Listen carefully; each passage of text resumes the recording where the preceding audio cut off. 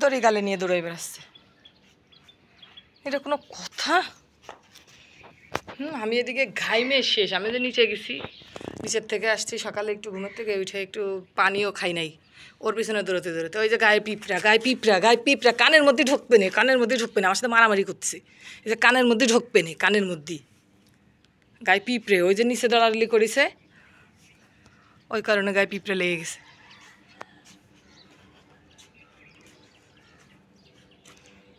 নে,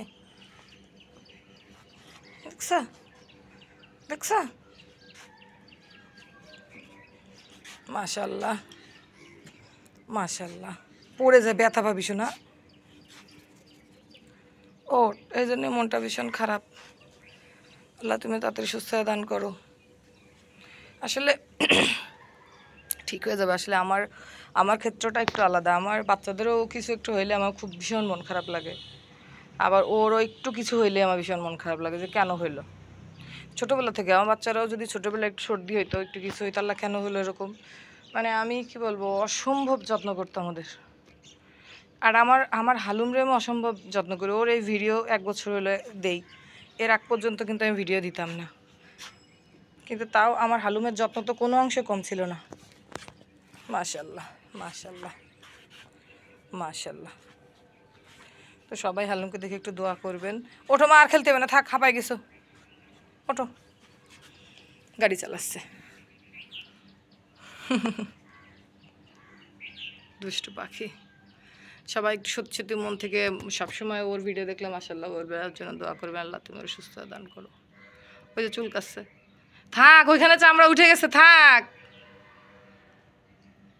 এখন এই মাসের 19 তারিখে হচ্ছে 1 মাস হয়েছে, তাহলে আজকে হচ্ছে 26 তারিখ না 27 তারিখ, আজকে মনে হয় আজকে 27 তারিখ। তো সামনের মাসের 19 তারিখের পর, তার মানে এখনও প্রায় 25 দিন আছে।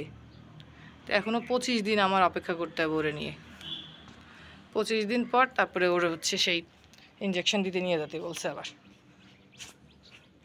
এই হলো অবস্থা। তাহলে আমি মানে এই এতদিন আমার মেয়ে কথা এতদিন কীভাবে থাকবা ওরে নিয়ে। ওর তা ওই লোক বললো কি আরেকটা ওষুধ লিখে দেবে। ওর আব্বু কিন্তু একটা ওষুধের এনে দিছে কোথার থেকে যেন, অনেক দূরে, বেশ দূরে, মানে প্রায় 1.5 কিলো কি 2 কিলো দূর হবে। আশেপাশে আসলে ভেটেরিনারি হাসপাতাল তো অনেক, এখান থেকে ভেটেরিনারি হাসপাতাল 3 কিলো, আর ওষুধ আনছে তাও মনে হয় 2 কিলো 2.5 কিলো। ওটা সমস্যা না, যাই হোক আমি যেয়ে নিয়ে আসতাম।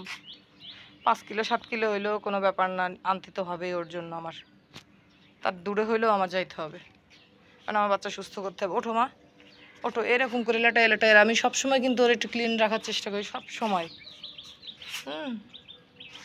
আগে যখন পেটে সমস্যা হয়, ও যখন নরম পটি করে, তখন ওরে টিস্যু দিয়ে পরিষ্কার করি আমি।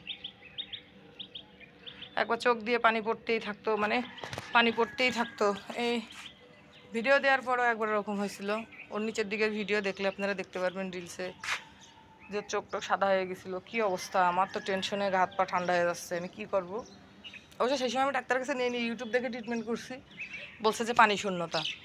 তো আমি ওরে 3 বেলা ধরে ধরে পানি খাওয়াইছি, একটু স্যালাইন খাওয়াইছি, তারপরে চিকেন স্ট্রু খাওয়াইছি, তারপরে সপ্তাহখানিক ও সেবা যত্ন করার পরে আল্লাহর রহমতে মানে একদমই ও দেখতে পেতো না চোখ দিয়ে, একটু একটু ফাঁকা করতো আর কীরকম কীরকম চোখ ঝাড়া মারতো।